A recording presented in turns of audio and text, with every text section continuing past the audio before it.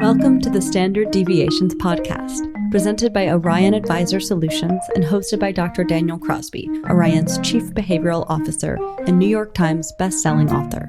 Each week, Dr. Crosby interviews a fascinating new guest on a range of compelling topics, from literature to psychology to financial wellness. To learn more about Dr. Crosby's behavioral finance work at Orion, visit www.orion.com. Hey everyone, Dr. Daniel Crosby here with some exciting news. Ascend 2025 is just around the corner.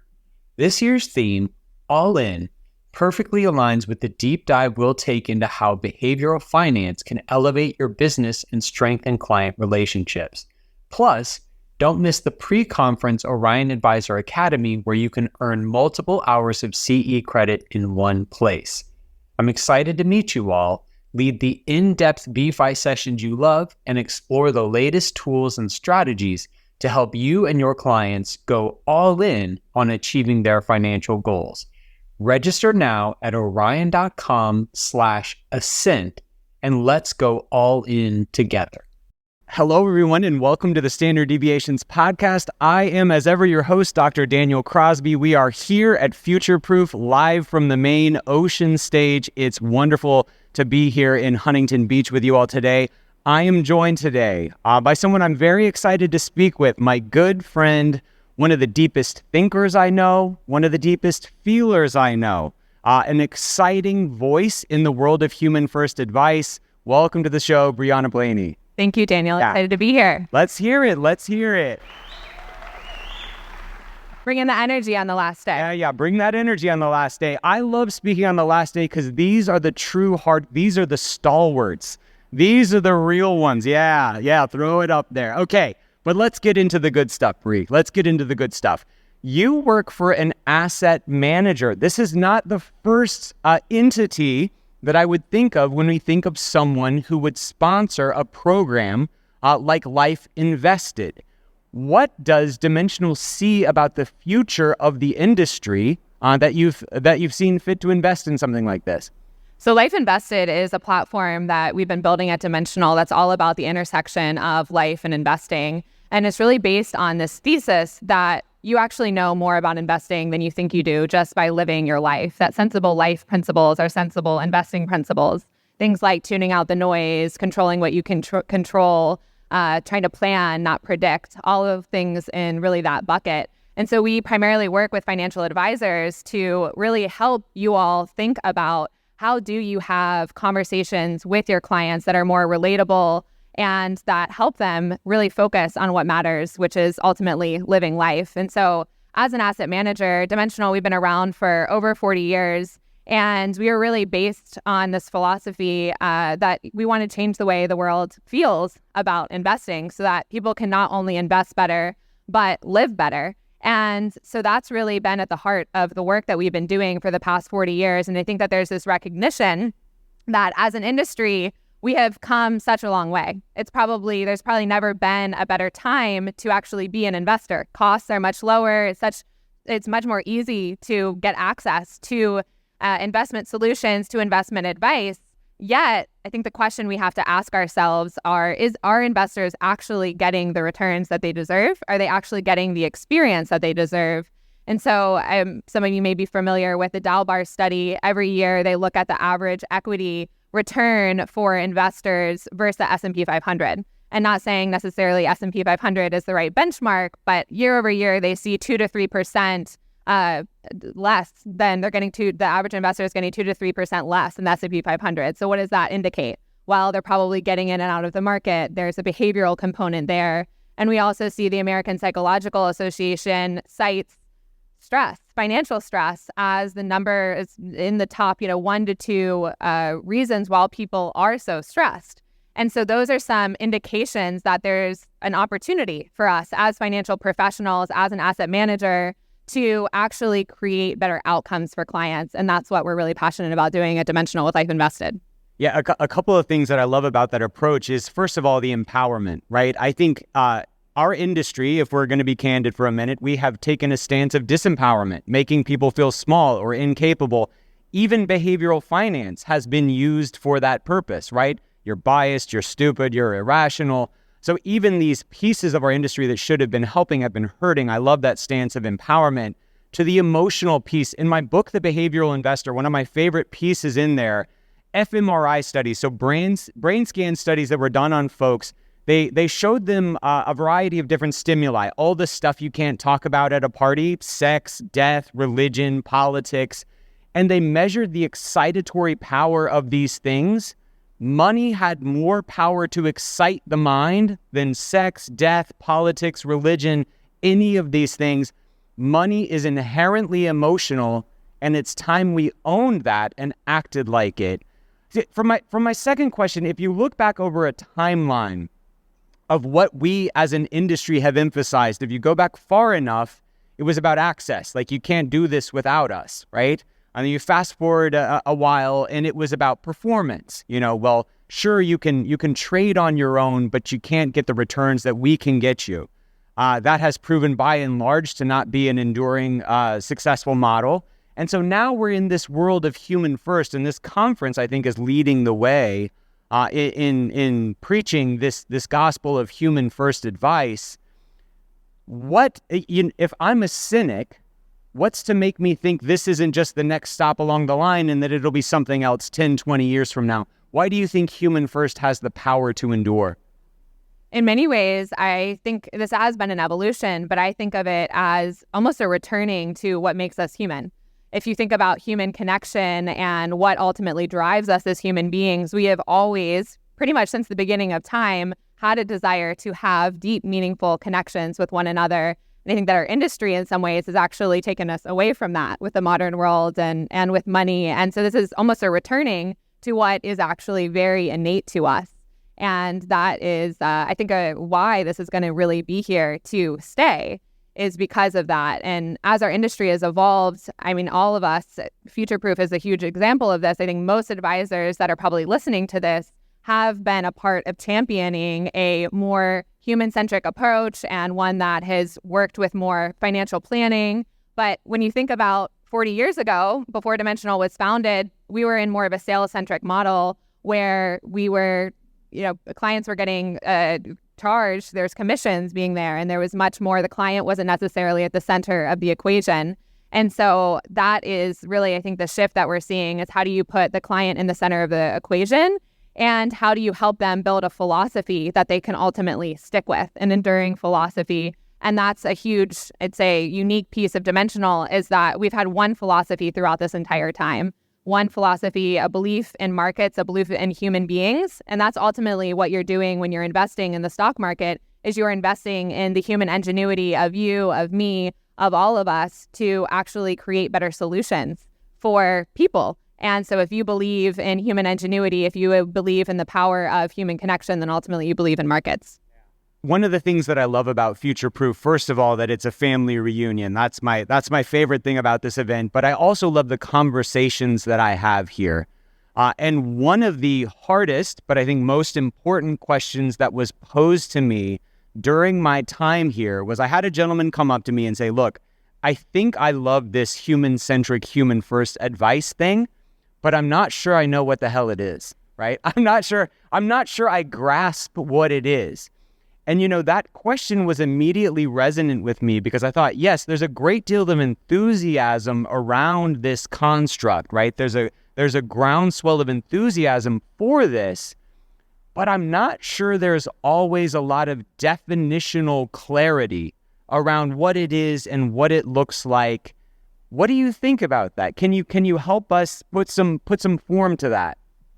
In one way, it's actually an advantage, I think, to all of you as advisors, that there's not this clear definition of this is exactly what it is. I think it's an opportunity for you all to differentiate your practices in many ways as the industry becomes more homogeneous, and that there's more, it becomes harder to differentiate because you're offering very similar services. This is a huge opportunity to be able to do that. And it's been fun even here, talking with many of you and seeing how you're beginning to implement this in your own practice. You think about Buckingham, they have Design, Build, Protect, or Mission Wealth. Seth was talking about the other day about the 12 dimensions of wealth. So there are these different kind of ways that advisory firms are putting this into practice to actually speak to their clients.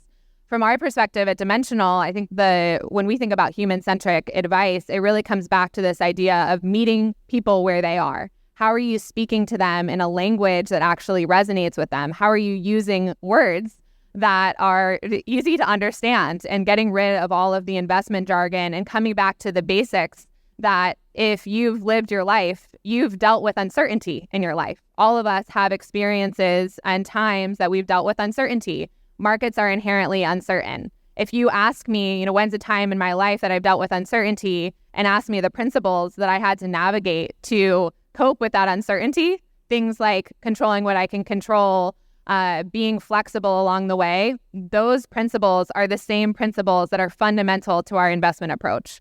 So much of the conversation can be started by actually reshaping that conversation so that you're not having to use this really technical terminology, that you're drawing those parallels. Another helpful framework, if you're thinking about this in your practice, may be to really think about how you put your client back in the center of the equation, thinking about your people as people, helping them connect to their purpose, their why, then helping them think about how they're going to actually achieve that purpose through a philosophy or a mindset, and allowing that to inform the financial plan. And so, as many of you are probably already doing financial planning, those are some kind of additional steps you can add into your client experience, into your process, to really start changing and connecting with your clients in a more meaningful way. Yeah, I have so many thoughts here. So I didn't have this question when my friend posed it to me, but upon further reflection, I love your framing of it as sort of an advantage, right? Because there's 350,000 advisors in this country, and they can all diversify a portfolio, right? Like in some ways, what makes you different is what makes you good. So we want to have some broad parameters around this, and I think the broad parameters for me are something like it needs to be informed by and in service of the science of human flourishing, because humans are messy, humans are strange, humans are weird, right? And education is not enough. One of my favorite things to talk about is that nurses smoke cigarettes at twice the clip of the general population, right? If information were enough, we'd all be rich and have six-pack abs and all this, right? Information is simply not enough. So we need to help and understand how people process, how people take this stuff in, and how we can help them. I love what you said about purpose. One of the chapters in my new book, The Soul of Wealth, is all about purpose. I am on a deep study of purpose right now, and it almost feels like science fiction sometimes, how powerful it is. People who have purpose-based portfolios tend to have 15% more wealth than their peers in one study. They were 10 times less likely to go to cash in another study in tough markets, and they were 2 times as likely to save for retirement. We have to get better as an industry at ascertaining purpose and tying every decision back to that purpose. It's so magical. It is so powerful. And it leads to a different felt experience on the client's end. So we're here talking about all this stuff. It's easy for us to say, right? But these advisors are in the trenches every day. And the most common piece of pushback I get is, yeah, Crosby, this is good. I like it. Theoretically, it makes sense. But I am scared to death that I am going to open a Pandora's box of messy emotion, and I will never be able to put that, horse back in the barn. Like, it's going to get away from me. I'm not a trained psychologist. What do I do? Money and investing, I think, are pretty messy by their inherent nature. If you think about your own money story or your own journey with investing, I am sure, raise of hands, how many of you have had emotions around money and investing? Maybe you felt stressed along the way. I think all of us have, right? It's a non-negotiable. And so that it's inherently there, regardless whether you want to open Pandora's box or not. It's an inherent part, I think, of working in our industry. So the invitation is how do you actually start to work with those emotions, address the fact that they're there, and then help people move through those emotions to actually have a better investment experience. And, you talked about defining purpose and having asking people, what does money mean to you? What does investing mean to you? Why are you investing in the first place? The way to actually start changing someone's mindset is to ask them then, what do you believe? What do you believe about markets? What do you believe about these things? And that's how you're going to really start to actually change someone's mindset around that.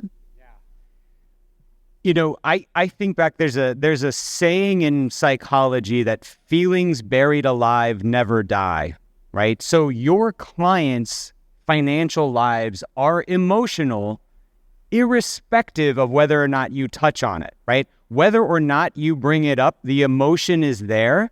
And to paraphrase Carl Jung, if I can get this right, until you make the unconscious conscious, it will direct your life and you will call it fate. We all have money stories. And in the same way that a fish doesn't know that it's wet, all of us have these money stories, right? That we inherited, usually in unspoken, unexamined ways. And it's only when we add some sunlight to that, right, that we're able to talk about it. And we can do that for our clients. So I think we're in agreement there that the messiness is there, whether or not you address it. Whether or not you address it, it will be made manifest in your clients' lives. And so I think it's a powerful thing to address it in an intentional way, rather than having it sort of creep up and pop up in places you might not like. Yeah, we run an investor survey every year where we survey thousands of end investors, and we ask them, what's the number one thing that you value from your advisor? And the number one response year after year is peace of mind. You're instilling that peace of mind for clients. And so it inherently shows that your clients are really valuing that approach where you're helping them work through the mess to get out of that stress around money, bring them to more of that peace of mind. And when I reflect on my own personal experience around that, how have I actually helped shape my own money mindset? I didn't come into this in a way where I had never been stressed about money before, right? And I had to start to build a philosophy and a belief system to get through that mess. And Dimensional in many ways was the way that helped me do that. When you start to believe and to adopt a set of beliefs around markets that believe and trust in the markets that allow you to tune out the noise, you are able to then cultivate that more of your peace of mind and focus on what's really meaningful in life. So instead of worrying about the market headlines, instead of looking at my phone and getting these pings and thinking that I need to act on that, I can tune that out and I can redirect my focus on ensuring that I am moving my life in the direction that I actually want to go. And I think that that's really the value that you all can bring to your clients when you start to instill that change. For my last question, I'm a believer, again, trained as a psychotherapist. The most valuable part of my doctoral degree was having to we would tape our therapy sessions and we would review tape the same way that athletes review tape, right? It's like nerd athletics. We would review tapes of our therapy sessions the same way an athlete would, and we would sit in groups of other doctoral trainees and they would break down the tape and they would say, pause, why did you say that there? Pause, why did you say that there? Why did you do that? Why did you ask that question? And I don't know if I've ever been more uncomfortable in my life. I was 23 when I started my doctoral program. I thought I knew everything. And that process was so good for me. There's not a ton, candidly, that I use in my everyday life with my clinical psychology training. But that, I feel like, informs everything I do. And it also informs the kind of husband, father, employee I am. Jason Zweig has this awesome piece of writing where he talks about how a lot of times we use behavioral finance as a window onto other people's behavior, but in fact, we should be using it as a mirror onto our own behavior, right? So Jason is saying effectively, a lot of times, if you think about the early days of behavioral finance, it was, aren't our clients stupid? Don't they make so many mistakes? Aren't they irrational? How silly we are as a human race. And I think we've progressed far past that now. You're one of the most reflective and thoughtful people I know. As someone who gives so much thought to self-work, call it, and self-reflection, what advice do you have for advisors who want to use the things that we're learning here as a window onto self-improvement? You have to, I think you have to eat your own cooking. And that's ultimately what builds trust. All of us are in the business of sales to some degree, whether you're selling yourself or you're selling a product, you're selling your services. And trust is the ultimate form of sales. And so when you can align yourself and what you believe and eat your own cooking and show up in a very authentic way, that's going to be reflected in what you're selling to that other person. And so the first thing is first, if you're looking and exploring kind of these new avenues or you're trying to cultivate peace of mind for your clients around money, I don't think it means that you have to be zen around your own money 24/7, but it does mean that you have to be believing and have a philosophy that you actually stick with. And that's something that I feel really passionate about in my own life. I'm 100% invested in dimensional products because I actually believe in what I am selling with them. And the philosophy that we believe at Dimensional, a lot of those principles that I listed out earlier, are the same principles that I live my life by. For example, I don't believe that I can predict what's going to happen in my life. So I couldn't sell something where I was predicting what was going to happen in markets. That would feel out of alignment and kind of that misalignment state there. And the same thing, I think it's true when you're talking in the weeds about someone's money mindset or the way that they have gone through their own experience with money. If you haven't unpacked that for yourself and you haven't asked yourself those questions around what does money mean to me, what's my earliest money memory, then I think it's hard for you to go into a client meeting and ask the same thing of your clients. We run these conversation circles at Dimensional, particularly within our women and wealth community, but we've done it with men as well, where we'll actually sit in a circle and have conversations around money. And one of the primary ones we probably do most frequently is around your earliest money memory. And I have probably done 50 plus of these conversation circles. And I'm leading them, but I still answer the questions myself in the circle with other advisors, with clients. And it has been fascinating to me how much I have learned about myself through these conversations. Every single one, even though we're asking the same questions often, I'm getting insights around my own behavior around money.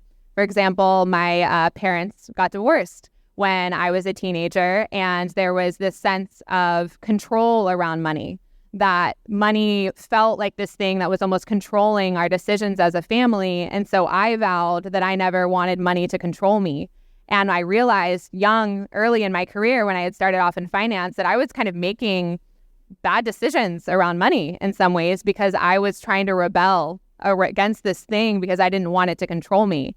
And it's just fascinating how these experiences that we have early on in our childhood, how that can impact your money mindset, but also investing. And I have very similar stories on the investing side around how my parents invested and how you take that on. And so all of that is so relevant for you as a financial advisor to understand about yourself and how you function, and ultimately a very powerful tool when you're communicating with your own clients about their own experience. Yeah, fantastic stuff. One of the things that I wrote about in The Soul of Wealth that I found in my research for the book that I found so compelling, which is people who go to therapy make about 10% more per year than their same education peers. And people who have a mentor make a great deal more than their same education peers. There's just something to be said for this process. I'm also a huge believer. Every therapist, when you're going through training to be a clinician, every therapist has to have their own therapist. And if we believe, as I think many of the people in this audience do, that the behavioral piece, that the human piece is the most additive piece, we should have our own advisors. I have my own advisor, and it's not because I need help picking out an ETF, right? I have my own advisor. When you look at the reason that clients don't come to see an advisor, it's because they feel condescended to, they feel judged, they feel looked down on. That's the number one fear of people who are going to seek out an advisor. And I think it's good for us to be on the other side of the table, to know what that's like, and to seek the kind of empowerment and to minimize the power differential that exists in that room, as you talked about at the beginning of the show. Bree, you're incredible. If people want to learn more about your work and more about what you're up to, where can they find you? Feel free to connect with me on LinkedIn. Would absolutely love to chat with you. And then you can visit us.dimensional.com. That's our website. We have a host of resources on there for advisors, articles around life invested. And that's a great place to get in touch with us. And thanks again so much for the time, Daniel. Huge fan of your work and incredible human being. And I think that's a really special thing about our industry, and particularly at Future Proof, is that we get to have this human to human connection with each other, and been a big highlight for me. So thanks again for having me. Thank you. Future Proof, a round of applause for Bree. Thanks for tuning in to Standard Deviations. If you can't wait till next week for more behavioral finance insights, visit www.orion.com. All opinions expressed by Dr. Daniel Crosby and podcast guests are solely their own opinions and do not reflect the opinion of or endorsement by Orion and its affiliates, subsidiaries, and employees. This podcast is for informational purposes only and should not be relied upon as a basis for legal, tax, and investment decisions. The opinions are based upon information the participants consider reliable.